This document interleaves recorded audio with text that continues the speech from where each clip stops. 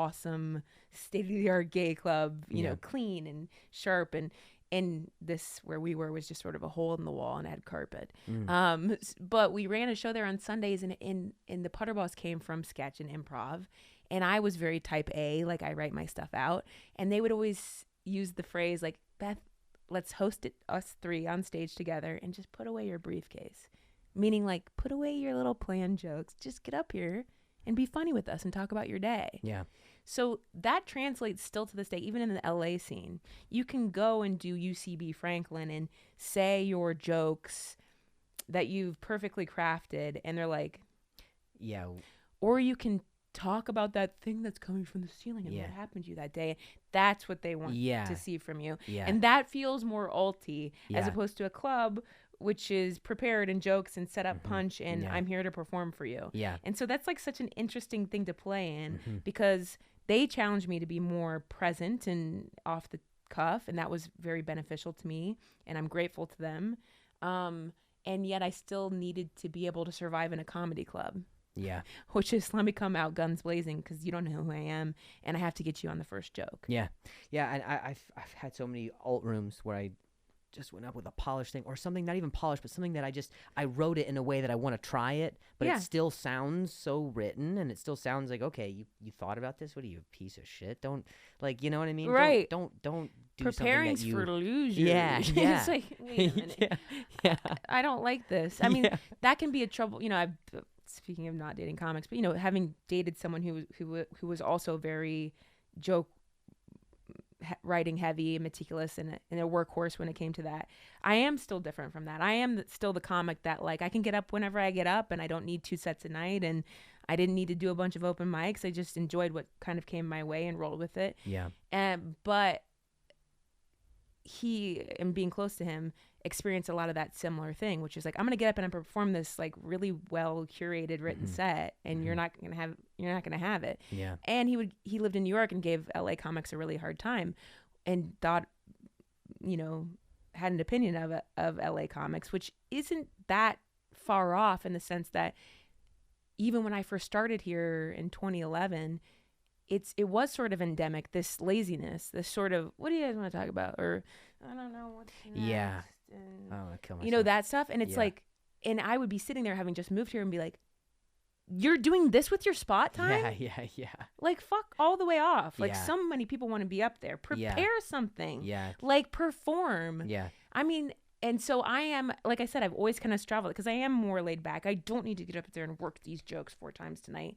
But we are putting on a show, and I want to be prepared. Yeah. And, you know, so I don't know, sometimes I fall back into that sort of, I hate to put it on LA, but it is sort of an LA thing, which is, what do you guys want to talk about? Yeah. I don't know. That's your job, man. Yeah. So being in New York, having either written there on Crashing or, you know, dating someone there, it did give me that taste of what it's like to do 3-4 sets a night and be more disciplined and use your spot time wisely, because they're here to see a show. Yeah. It's not just like ambush show in the back. Yeah. So in Chicago, I think it was still that split happening. Yeah. And Zany's was the club that you had to try to get into that was very strict, and Bert Haas, the manager, had all these specific rules, and if you were so late for your audition, you wouldn't go on even if you drove 2 hours to be there, and, you know, very specific parameters. So I had to survive there, and that did include me bombing quite a bit, you know, over the years there. But Lakeshore Theater, which is now Laugh Factory, I've not done Laugh Factory, but that was another huge spot that was a big deal for me because it was such a huge theater. So that was my first exposure to a large crowd. Yeah. And how are you in front of a large crowd? Because I'm sure you've done theaters. Yeah. And what is your, because you're so. I really love and thrive in small spaces. Me too. I really love it. I don't like the pressure that you almost feel for the excitement that the crowd get, and then you come in and you're kind of. I know. I have this. I don't know. It's hard for me to not place judgment on it as a concept and as a whole, because it's sort of like, yes, I've grown my audience over the years. You know, we have other counterparts that do arena tours and stuff, and it's like, okay, that is a huge feather in your cap. It is a big deal to do an arena tour, And yet I would argue that's not the best show for your fans. Sure, They end up sure. watching you like this. Yeah. So I don't know. Yeah, I'm not obviously I'm not being like, don't do an arena tour. Yeah. Look out for your fans. Yeah. But it's just sort of, it is interesting. And it's not like I'm in a place to do an arena tour. Right. So it's not like I'm grappling with that. Yeah. Oh God. Do I do punchline? Take the hundreds of thousands of dollars or nah, I'm going to stick with the sack punch for my fans. I do it for my fans. But I do prefer small space. I mean, that's what my HBO special is called Girl Daddy, or it's on HBO Max. And, I could have stretched myself to try to do it in a bigger theater to make a splash. But that would have stretched me and my fan base even because, I don't do huge theaters on the road. I can do small theaters and comedy clubs.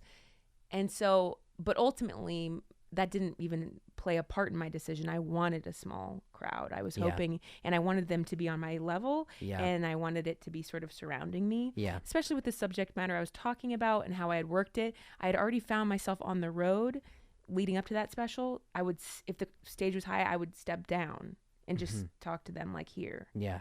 And sometimes I'll sit on the stage or I like just looking at people and getting near them. And so when I am opening for Sarah Silverman or something in a huge place, that is so fun. And I mean, there's no greater gift than opening for someone like Sarah or Mike Birbiglia. They're sharing their people with you, and that's a gift in itself. Yeah. And they're so happy to see them that you can just do your 20 and that's a sweet spot. It's so fun to do those gigs. No pressure. Oh, it's the and best. So I can have fun with that because the pressure's not on me. But I still remember being nervous in some spaces for sure. Yeah. Opening for bigger names or in big places. So yeah, I don't know. I thrive in small spaces, but I sometimes have to question it myself. I go, are you afraid of I don't know, being too big or too exposed or something? Sure. I don't mean me all of a sudden blowing up. I mean just being out there raw in front of all these people and having to get their attention. I opened for Mulaney in his arena tour a couple times, and I mean, I had nerves for sure because you go, will I translate? Yeah. Yeah. And people go, slow down. And it's but do you? How much do you adjust for that? And it's a learning process, and they have the screens to watch you. And but I don't know. It's interesting. The size of crowd. Yeah. All it takes is one person who tells you or tweets you or whatever that says they felt underwhelmed when they saw you in a big space, and you're just working on something that's it's not even tiny. It's subtle or it's meticulous, and it just doesn't serve that. But sometimes it's good to have the range in some things, but I think you're so consistent in every space that you're in, so it would feel hard to try to fight that pressure. I worry about not being able to reach them, and connect them, and be authentic, because I don't like watching very put on fakey stuff. Obviously, I have appreciation for all different types of comics. But when I'm watching something that I feel is disingenuous or too practiced, or I don't know, I just want to see you be real and be you. And I know there is the argument though that no matter what seat they're in all over the arena, reach to that furthest person and connect with them. But it's just it just feels like a lot. I can't look at a person. You can't. I have to look in between two people. I cannot look. Clearly, I have demons. I cannot look at a person. That's so funny. I've had people, respond to me after shows Jesus, the eye contact. Yeah, you look like. I make sure I'm nowhere near your eyes. I'm not even in the audience. I'm so far in the back. I have to be in the green room and listen to you. I can't. Beth's on stage. She's gonna. She knows what I did last night. I don't know. I will say sometimes the people who have ended up being someone on the, predator leaning people, they do sort of when magnets are boom, boom, boom. I feel like they've been like that towards me around the comedy scene. They no, I can see right through them. Bro, I just can't do it because I feel so I honestly think it happened because when you are when you meet someone who stutters and they're looking at you the whole time, my eyes go everywhere. I cannot watch someone discover or wait for me, like I can't watch I can understand their face just drops. It makes very much. I can imagine that why yeah. that makes perfect sense to me, and I don't really think there's anything wrong with it. Yeah, and I think I just respond better to pockets of energy rather than just an individual. Yeah, I mean, like you can feel that response. Yeah, I don't think there's anything wrong with it. Like there's also times where like you look out and it's just sort of bright and fuzzy and yeah. I mean, I'll find their eyes. For a really long time, I only like if I was in a theater or whatever, I would kill the lights in the house completely. I would just like theater, where I was like, it's only me up here. I only have to deal with this and whatever. Now it's gotten to be where it's like I'm okay with there being like pockets of light or there being a wash in the first few rows or whatever. Yeah. But that just took a lot of time from me knowing that people weren't always coming from a malicious place if I was, Well, that's an interesting point to be made, even just as a comic advancing in their career and building an audience, the word malicious, because sometimes I have to remind myself these people are here to see me and they want me to do well and they really can't wait to hear what I have to say. And sometimes, and unfortunately, I'm battling the opposite, which is like, I'm about to go to war. I have to prove myself. I need to come out here. And if I don't do good, they're never coming back. And I have to be so funny. And I put so much pressure on myself. And it's like, that's good. And I'm very hard on myself in terms of like putting out good work. And I'm maybe a little too precious about it even.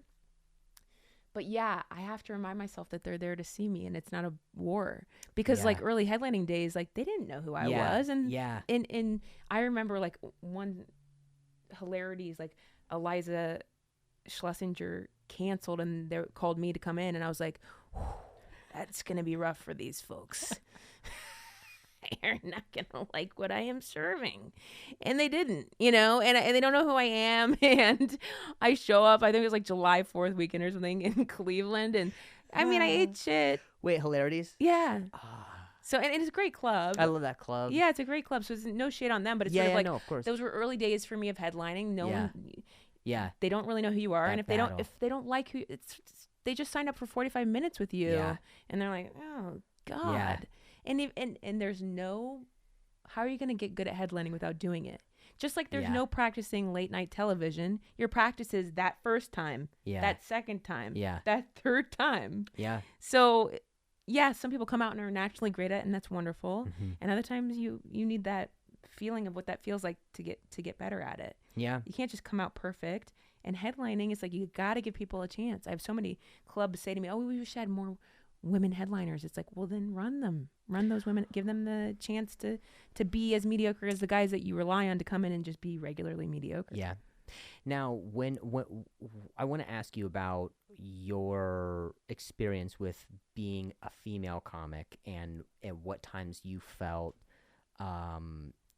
where certain odds were against you because of that, or certain things were there was just resistance that wouldn't have been there had you not been a female comic. Yeah, I think those are early days in Chicago. A lot of the guys were really kind to me. There was definitely some drama surrounding, there's no HR. And of course, when you're around funny people, there is attractions and you may flirt, and there's nothing wrong with that. Yeah. But some of those things I do recall like going south, and that made the workspace uncomfortable. And so there were definitely moments like that created chaos for me on the scene. I didn't date anybody. It was just sort of like we got too close and wires got crossed, and it just made it a volatile, uncomfortable place for me in some rooms in particular.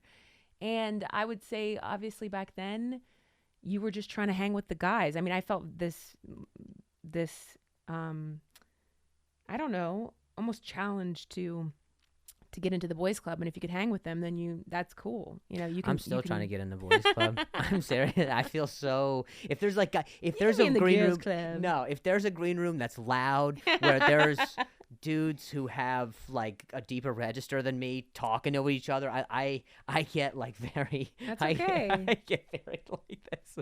Well, yeah, you want to be able to hold your own, and yet like I had all kinds of inappropriate or uncomfortable experiences coming up. I'm sure the women before me experienced way worse, but it's like I remember standing in also we're comedy sort of, again, no HR, so we sort of There are no rules. There are no interviewers. Yeah. A lot of us do struggle with mental illness or addictions, and most rampant would be alcoholism.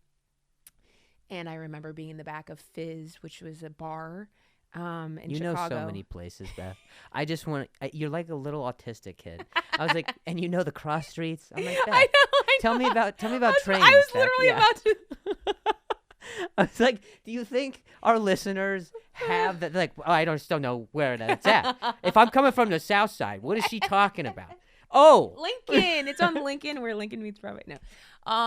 Okay, Fizz. I was standing there, and a comic came up and just slapped my butt so hard it took it took the wind out of me, and it made me instantly it hit angry. your stomach from the backside. Damn. My butt right up into my stomach. Don't. My wife's gonna listen to this so podcast. hard. She's like, I want you to do that to me.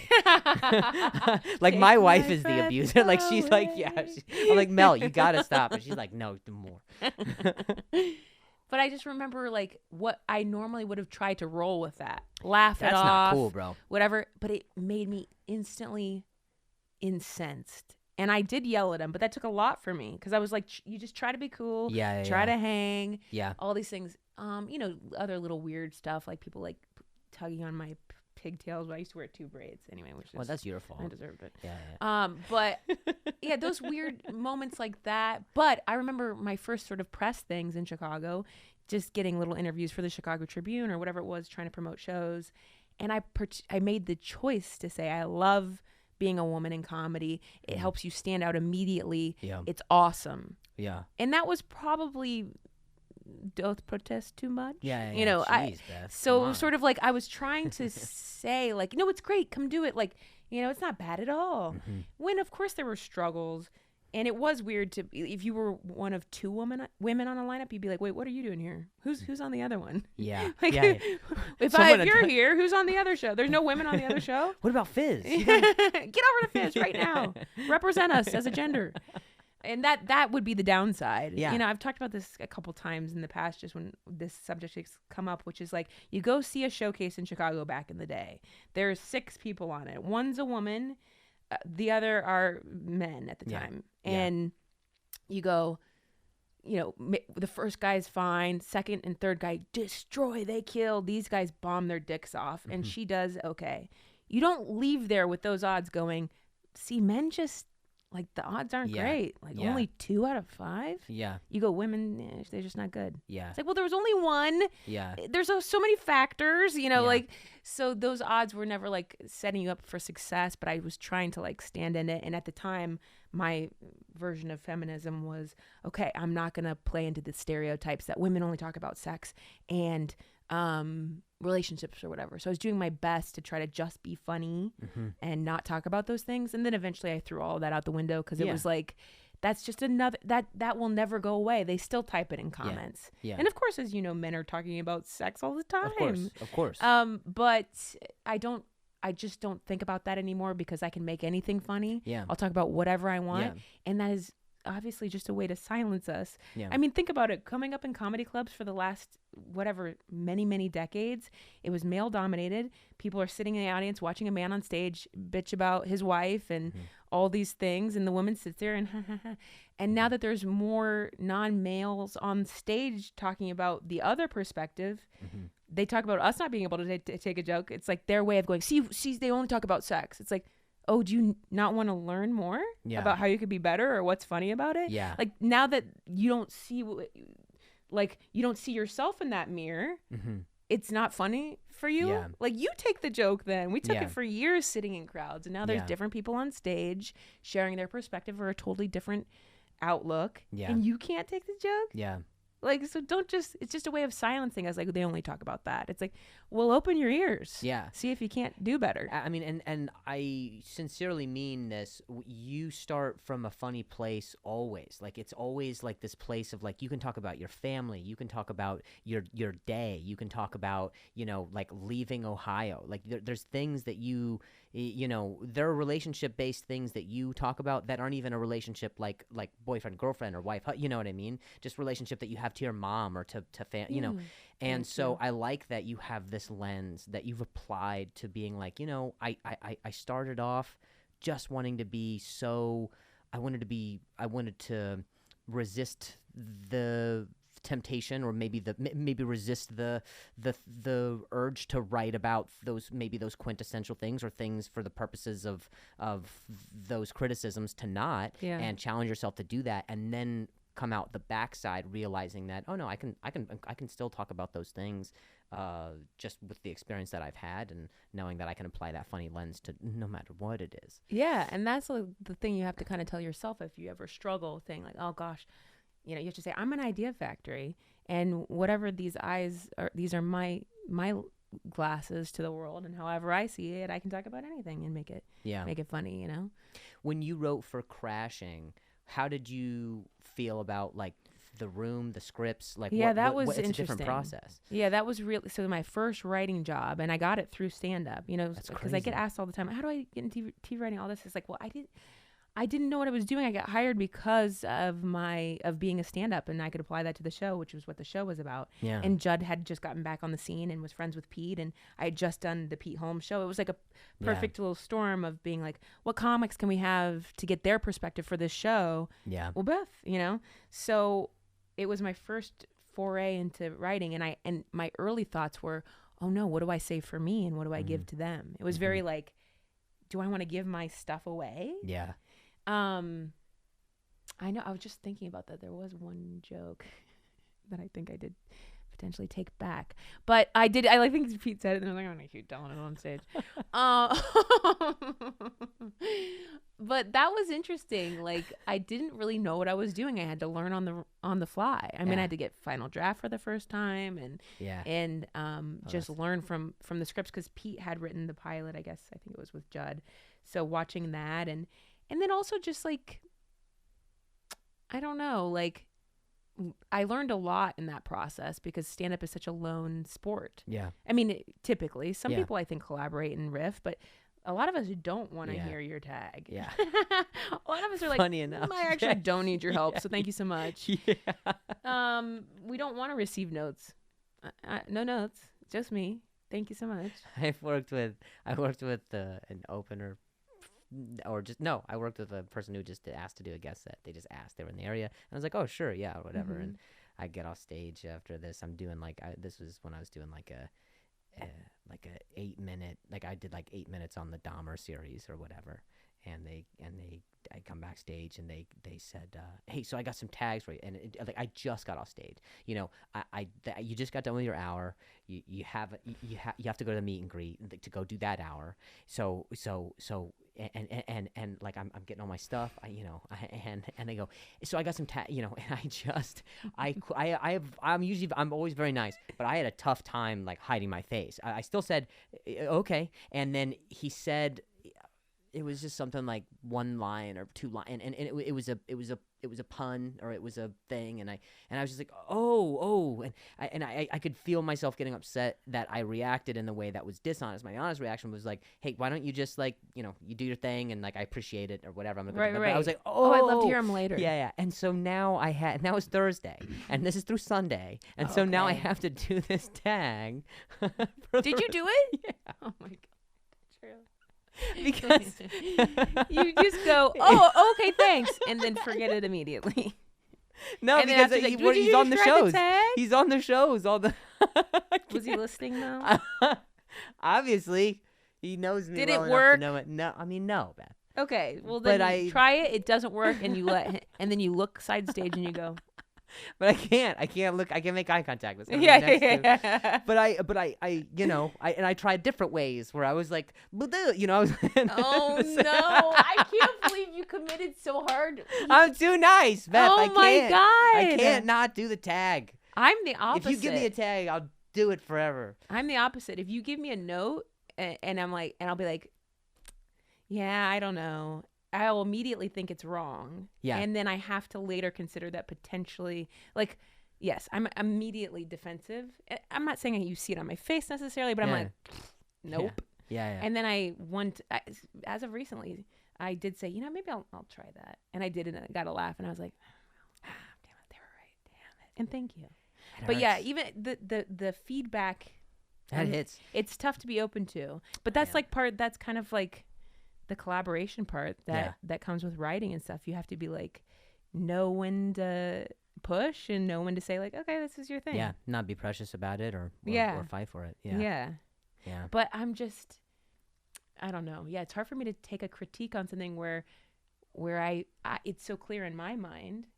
But I think the key is to go, I had a couple, like, especially, you have to have like a rapport. Yeah. Like, I thought of something. If you want to hear it, let me know. Yeah. I thought of something for that blank bit. If you want to hear it, let me know. Yeah. And I think the rapport thing, the established relationship thing is so important. Yes. Because I hear there are comics who get writing jobs, or they get jobs writing for bigger comics literally just based off of, I had this suggestion for you, and here you go, and this is just my thoughts. And then some headliners, they will love it so much that they'll be like, you're coming with me. Yeah. We're going to Detroit. You're coming with me. Like, I've had it. I mean, I did an open mic one time I did an open mic, and Dion Cole was there, and he was in the back, and it was it was I don't even remember what it was. It was just he like, someone was like, hey, I was leaving, someone was like, hey, Dion wants to talk to you, and I was like, oh, okay. So they brought me back and Dion's like on the green room like this, you know what I mean? King Dion. You know, yeah, he's like this, and he goes, hey man, you're funny. And I was like, oh, thank you. I'm so young, I'm so nervous, I'm just, oh, thank you, you know. Yeah, man, that was funny. And I was like, oh, okay, cool. And he goes, I'm gonna take you on the road. I was like, okay. He's like, you open? And I was like, yeah, I can open. And he goes, all right, I'm gonna hit you up. And I was like, okay. And then he never talked to me again. That's when you're like, should I write my number down? Or yeah. I'll just hear the call. Yeah. No, the vibe was just so like, guy. if Dion wants you, he'll find you. And I'm like, yeah, this was the early stages of Instagram. People, I don't even think DMs happened then. He's like, all right, I'm gonna hit you up. I'm like, okay, where do you get my? All right, okay, I'm not gonna. I've had somebody like on a very famous person email and go, I would have hit you up on Twitter, but you don't follow me. I was like, oh. Oh no! I know, that was back when that kind of mattered. Now I'm just waiting for it to implode.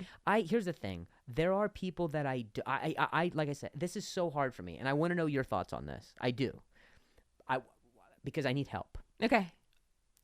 I follow people who I like. I follow people who I like, and I follow some people who I follow them because I follow them, and a friendly follow. It's a following in a friendly way. We're similar. We have similarities. I think I know where you're going.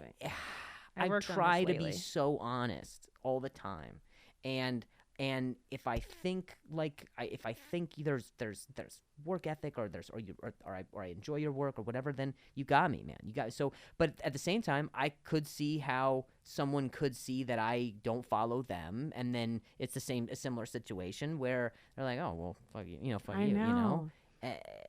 I know. Well, there's so many people in the world. Yeah, and I should I just do a shootout of just like where if I see you like I just follow every person on the lineup, like, is that what I should be doing? Where it's like, no, I have 9,000 followers, I follow 9,000 people, you know what I mean? And it's like, but I want to keep up with the people. You'll never see them anywhere in the feed. Never. It's already so hard enough. I follow whatever 300 and something people, and that's a lot. So 300's low.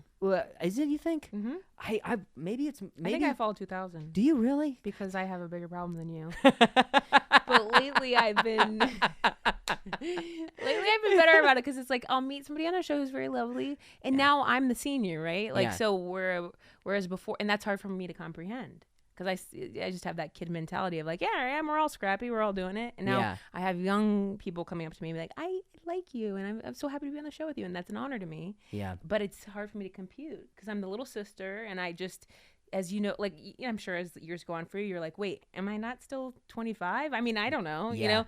So I want to follow those people back because they are so sweet, and they were sweet to me on the show, and I enjoyed them, but I don't know them. Yeah. I don't need to follow them. They sometimes message me, and then we can still message. Yeah. And I feel the same. Like if I have a comic who's junior to me, and I'm talking with them, and we have a great, thing, and they're nice or whatever, and they follow me and they'll message me, I'll absolutely follow them or whatever. But I just mean, here's the thing, like, I don't ever unfollow someone. You'll never see that number go the other way.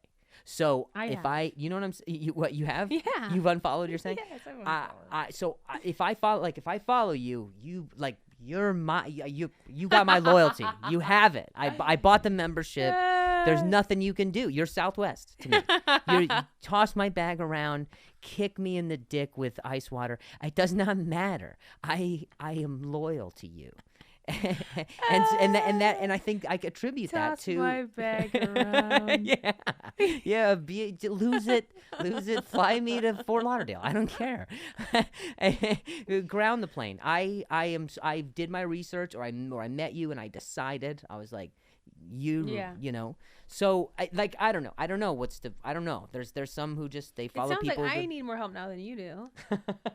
I think you can unfollow. 300's low. If there's anybody not bringing you happiness, or when they pop up, you're like, mute them or unfollow them. Right. Because, you know, you're well aware. If I'm following you and it says following, and you unfollow me, it still says following. Yeah. Yeah. Oh, it's such a silly thing, honestly. I would That's say what I hate. The weirder That's what I hate thing is when about people it. get very famous, like that we've known or come up with, and then either they say, I don't follow anybody, and they go down to 0. Oh, that's crazy. Interesting. Yeah. Or they unfollow you. Because, you have lost touch or whatever. Now they're like, there is a weird thing that people go into the star stratosphere, and then you're out of touch. And the further the time goes on, the harder it seems to get in touch without seeming like you want something from them. Maybe you don't, but you just came up together and you would like to say hi or check on them. Yeah. So, but I did notice someone like that did unfollow me, and I was like, well, I'm following you back. Yeah. So I just unfollowed him back because I was like, I guess we're not friends anymore. You're a star now, and that's okay. I guess I used to wish Bo Burnham a happy birthday on his birthday every year, because I used to open for him. Oh, that's cool. I didn't know that. Yeah, I used to open for him, and I used to wish him a happy birthday every year, and then we just we just never. They started to seem more and more stocky and uncontrollable. Yeah. This guy's unhinged. Yeah, every exactly. year he wishes me a happy birthday. It's like we used to have something. Yeah. It's exactly like the first year. It was like, oh, thanks, and we're on tour together, so it's like, oh, whatever. Course. You're right next to me. Happy birthday, and then the next year it was like, oh, that's from last year. That's funny. And then 2 more years goes by, and it's like, all right, well, loved your movie. Happy birthday. I don't know. I can't think of a famous person he's worked with. Really? Tell somebody hi. I don't know. Sorry, I disappeared on that. So that's okay. You're don't even worry about that. We're not gonna edit that out, but don't worry about it. So what I tell you when I fail to come up with a good bit. Well, I could have gone somewhere with that, but you have tuned yourself out several times. Several times. I'm having a great time. Yeah, I was like, I'm not bored by the things you say. It's bold of you, Beth, to you're tuning yourself out, but you're still talking. I stop myself a lot. Do you? I feel like there's so many things within my reach that could help me or make my life better. I'm just like, I'm thirsty. It's too far. But I'll stop myself sometimes. I think because I've done so much punch up, where I need to come up with the funniest thing or something funnier than that. Mm-hmm. So then sometimes that will prevent me from saying something that I think is first thought, unoriginal, or too hacky. Yeah. And if I just said it, it would get a laugh. Yeah. But I'm too not good enough, not good enough, not good enough. Yeah. And so that's kind of what was happening. I was like, this is not funny enough. Yeah. You know what I mean?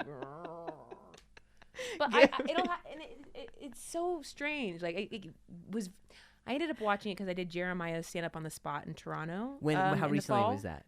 How recently was that? October. Oh yeah. Oh, okay. I'm sorry. Okay, so in the fall you did it. Yeah, and I just caught myself doing this. The audience yelled something out. They said super sports cars, and my mind went tiny micro penis. But I just kept it inside because I was like, duh. But if I said tiny micro penis, the crowd, it's just, I'm not saying that's brilliant. It's just sometimes the crowd needs you to say exactly what that little thing is right away. Yeah. I stopped myself from saying, because I was like, what does that even mean? That's not good enough. It's like, say it. And the moment's over. Yeah, or if I'm doing punch up in a group as opposed to just me working on the script alone, similar. I'll think of something and I'm like, no, not good enough. And somebody else will say it. It'll get a big pop and I'm like, and that makes me sound like so elitist. Like I thought of it first, but I did think of it. I just didn't think it was good enough. Yeah. And it was. Yeah. So I did Jeremiah's stand up on the spot, whatever, 2.5 weeks ago, 3 weeks ago or so.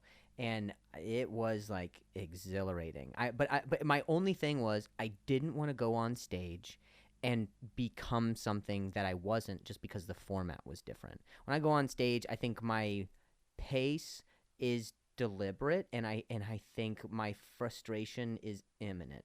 And you're an oak tree out there, I say. You are. You plant yourself. So it came off. I think it came off frustrated, and I think it came off as like not frustrated like at them or frustrated at the format, just frustrated about the things that they were suggesting.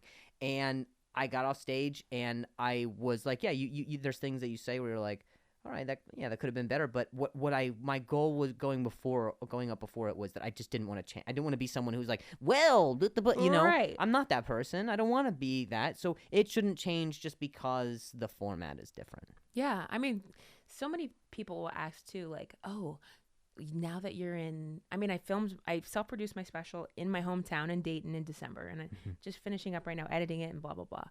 But people will say, like, oh, do you change your act when you're home? Or do you change your act in Raleigh if it's super, whatever, abortion-y? And it's like, no. No. The adverb. And it's like, no, I don't. I don't change anything anywhere. Did you see Beth's show? Was it super abortion-y? It was abortion-y, wasn't it? Please title that as one.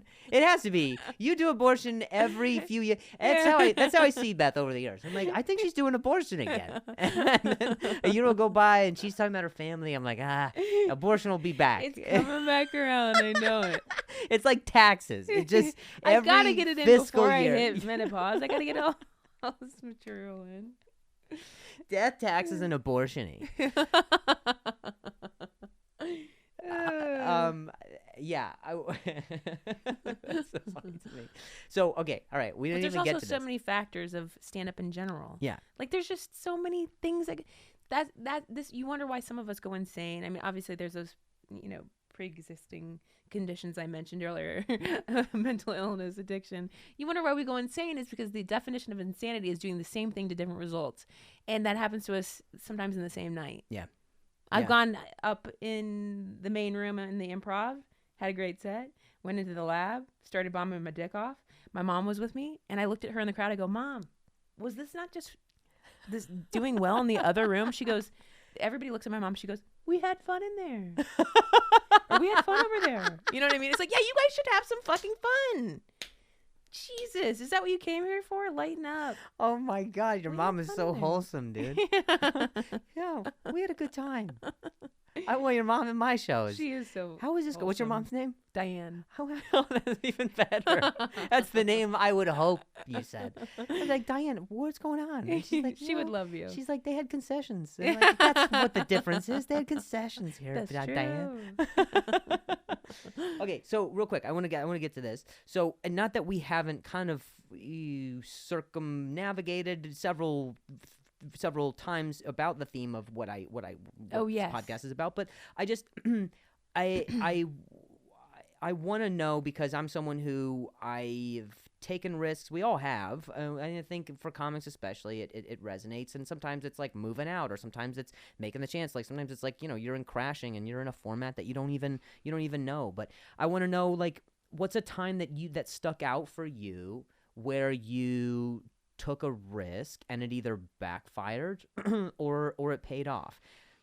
And I know we were texting about this, you know, there's got to be so many examples. I know, and some of them I'm sure I've just fully shut out because they were very uncomfortable. Sure. There's tons of times. That's why I gave you days. I know. I thought about it. I even talked about it with my mom. I was like, Mom, what's the Diane. I did last night. I was like, well, you had fun. I doubled up? She goes, I don't know what the prompt means. She said, what about during a show? I was like, okay, yeah, good idea. I mean, like, stand-up wise, I remember being at the Portland Helium. I mean, this is a tale. They still tell about me. Huh? Cross streets? 15th and Portland Helium. Yeah. Gosh, I really wish I had it for you. I actually think you might be close. I know. I'm not even fucking with you. I think it's close to 15th. Or if it's on 15th, we're done. If it's on 15th, the lights shut out. We're here. Helium Comedy Club, Portland. Here we go. Helium, Portland. Show me. Here we go. Helium Comedy Club. It's on 1510 Southeast. The 1510. That's why. Okay, I knew there was a 15. Wow, look at you. Ow! Sorry, I just hit my own hand, and we were talking about outside activities. Yeah. I played field hockey, and my finger got smashed. We played some. It's like so blue and gross. Dude, look at that. Look at me. I did this from I don't know, but not what you do. Yeah, not at all what you do at all. I don't do. Okay. So. Portland Helium, and this is truly a tale I was told that they like still talk about. Okay, so it's not. Maybe I don't want to set it up like it's going to be so big. But I'm so excited. I'm managing it, but I'm excited. I want to say Thursday or Friday. It was either Thursday or Friday because this was the following night. There was a woman in the front row who was hammered out of her mind and just being difficult and chatty, and those sometimes are tough because they want to be there, they do like you, but they are also ruining the show. So that's tough to handle because if you're too mean, the crowd will turn on you. And if you don't handle it, you'll beat yourself up because it's like they should have just been pulled. They were ruining everybody's time. Yeah. I didn't kick her out. It stuck with me. This is years ago when I would just say, like, obviously, as years pass as a headliner, you just get better and better. So this is, I don't know, maybe a time where I was like less confident as a headliner. Sure. And I didn't kick her out. Then the following night, just early on, it's almost like I'm on edge. And I have a friend there from early days of Chicago visiting. I have a couple friends there to see me. You have so many friends. It's crazy. You know, Katie, Anna, Aaron. Okay. And somebody over here is talking. And I'm not even like, this is the beginning of my set. And I'm like, what? I'm basically like, what is it? What are you talking about? And they don't answer. And I was like, oh, now you don't want to talk? And this is me like going hard right away. And one of them was just like, somebody else near them goes, I was like, well, you should leave. Like, I'm like going straight 0 to 60 on this. And someone next to them, I think, was like, they were just ordering drinks. And I was like, which, by the way, I've seen a comic explode in this particular scenario back in the day in Zanies. And I was like, ooh, never do that. Because they were just ordering drinks. It happens. Yeah. And I'm doing it. And then, so it's very uncomfortable. And I'm struggling because I'm uncomfortable. And if I'm bombing, you will know because I'm sweating. Oh. I sweat. Interesting. And I'm like very uncomfortable. I'm less like I'm definitely type A in the sense that I've planned something. So I'm not just like memorized in my hour. I'm like, what do I want to talk about? And here's my set list. Yeah. So I'm like, and in that moment, you want to stand your ground and not look down and be like, what did I have planned here? You're like just standing in your anger and real sure of what you're doing because you're in control. And somebody in the back over here yells, George Carlin would have just rolled with it. And I go, George Carlin's dead.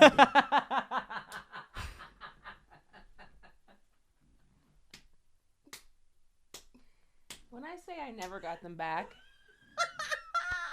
I mean, I never got them back. I bombed a headlining set at Portland Helium, which is a good club. Yeah. And Nick, the manager, I remember, has since brought it up. He's a manager out here now. But when I would still go back in the days of him being there back in the day, he was like, ooh, we still talk about that. You're just ordering drinks, Beth. Yeah. I kicked him out. I hate you. I was like, oh. Nick is so funny, bro. Yeah. And that is epic. And there's nothing like a bomb that is 55 minutes long. Oh, my friends could barely look at me after the show. Oh. They were in the green room, and I'm not. They are the type of friends who weren't like, no, it's okay. They were like, yeah, it was really uncomfortable. You know, they were just like keeping it real. They were like, oof, that was rough. Are you okay? Oh my God! I have family members who, which by the way, Indiana.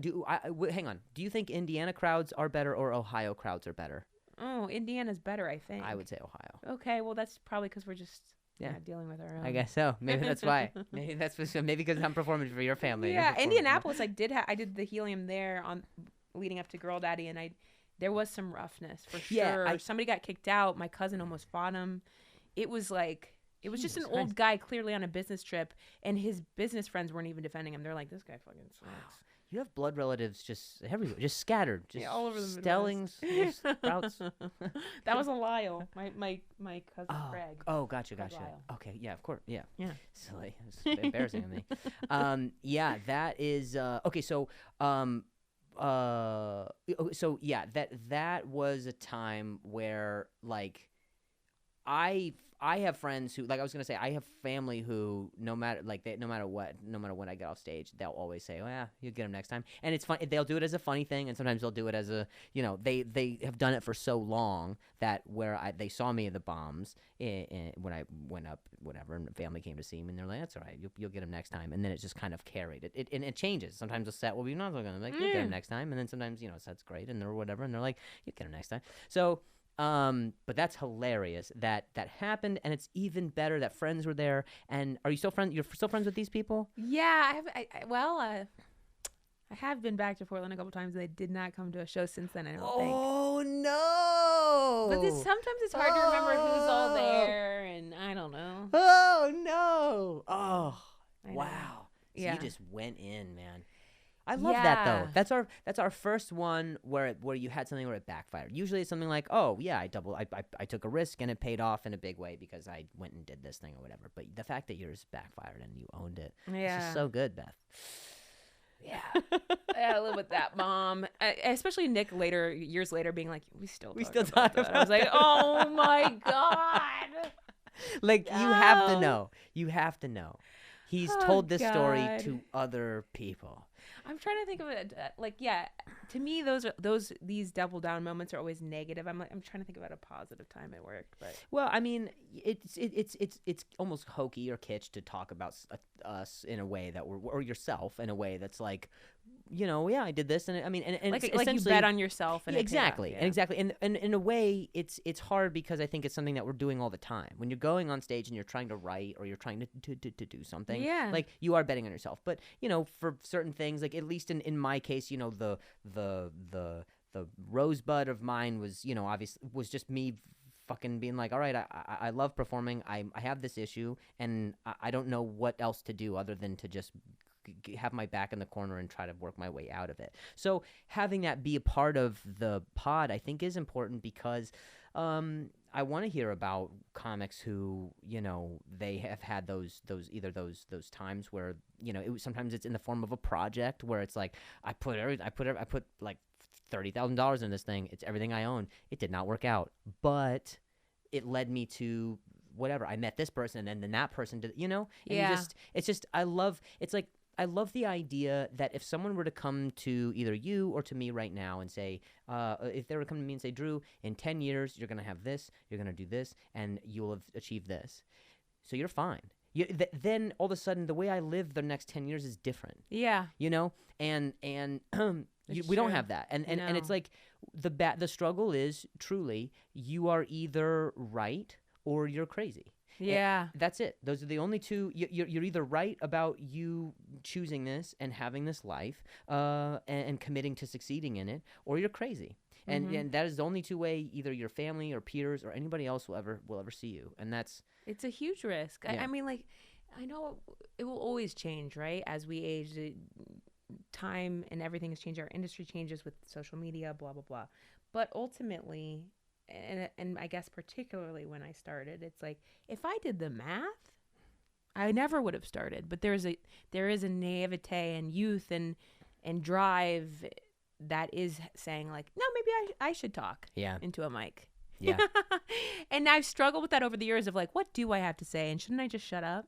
Yeah. I've definitely had that, especially during the pandemic and a lot of those moments. Was that a difficult time or was that a good time? I was hoping we'd all take one long nap and then everybody bought green screens and I was like, shut the fuck up.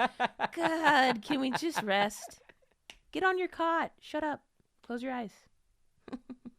We're all stopping. Didn't you see the clock? Sit down. Are you? So yeah, I wanted to take a break. Like I kind of said, when it comes to that drive with stand up, I really do love it. But I'm the comic. I say there's two categories of comics. You walk into a showroom. There's two audience members, and there's the comic that goes, all right, we'll call it. And then there's a comic that's like, let's put on a show for these two. And, you know, I'm the like, I'll see you next week. Yeah. And it's not because I don't care about those people. Yeah. I do, but I'm just, yeah.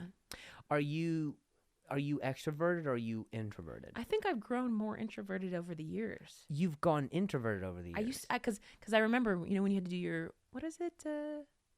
Anagram? No, like BETH and then say your word. Yeah, it was like bold, extroverted, tenacious, hot little baby. No, I'm just kidding. Wow. I don't remember. I never got that one. I don't remember the last one.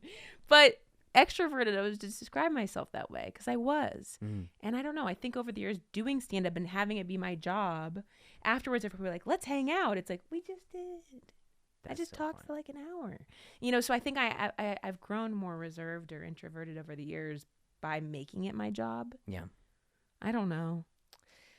I feel I don't know. I feel like I'm an introvert that can be in controlled extroverted environments. Just like this one. That's why, you know, the podcast is such a fun, or not fun, but it's the idea that I can be doing two things I can be doing two things at the same time, where it's like I can be working, which like fills my love cup, while also socializing. Yeah. You know.